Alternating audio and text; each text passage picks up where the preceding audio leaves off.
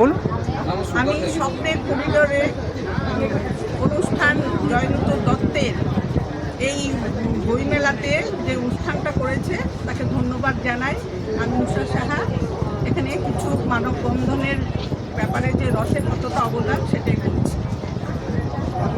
মানববন্ধনে বিশ্বব্যাপী অস্থিরতার এই দিনে রথযাত্রা উৎসবের এই আবহে বড়ই স্মরণযোগ্য রবীন্দ্রনাথের কটি কথাশিল্পী শরৎচন্দ্র চট্টোপাধ্যায়ের ৫৭তম জন্মদিনে কালের যাত্রা বইটি তাকে উৎসর্গ করে রবীন্দ্রনাথ লিখেছিলেন, রথযাত্রার উৎসবে নরনারী সবাই হঠাৎ দেখতে পেল মহাকালের রথ অচল।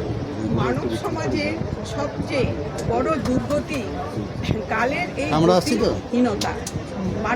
মানুষের যে সম্বন্ধ বন্ধন দেশে দেশে যুগে যুগে প্রসারিত, সেই বন্ধনে রথ টানার রশি।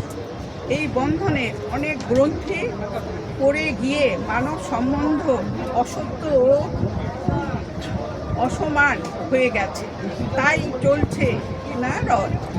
এই সম্বন্ধের অসত্য এতকাল যাদের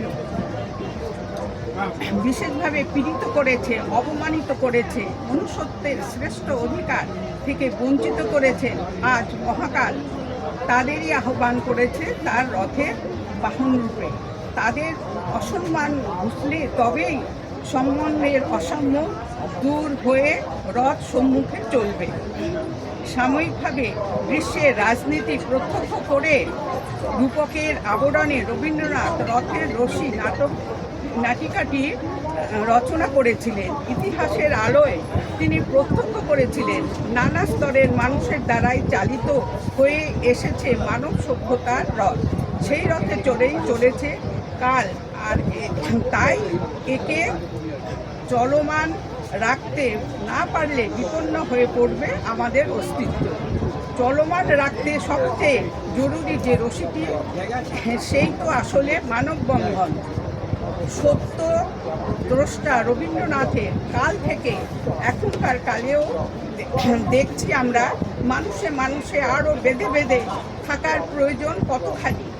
এই বন্ধনে শৈথিল্য দেখা দিলে সমাজে নেমে আসে অস্থিরতা, সংকটে পড়ে রাষ্ট্র। মানুষে সম্বন্ধ বন্ধন রশিটিকে এই প্রেক্ষাপটে রবীন্দ্রনাথ কখনো রাক্ষসা, যুগান্তের নারী, হনুমানের পোড়া লেজ ইত্যাদি বলে সম্বোধন করেছেন।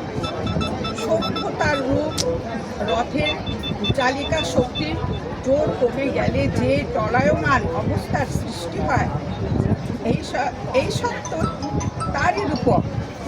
বিভিন্ন সামাজিক ঐতিহাসিক ঘটনারই প্রকাশ এই রথচক্রের উন্নয়ন এবং রথের রশির টানকে প্রতীক হিসাবে দেখে।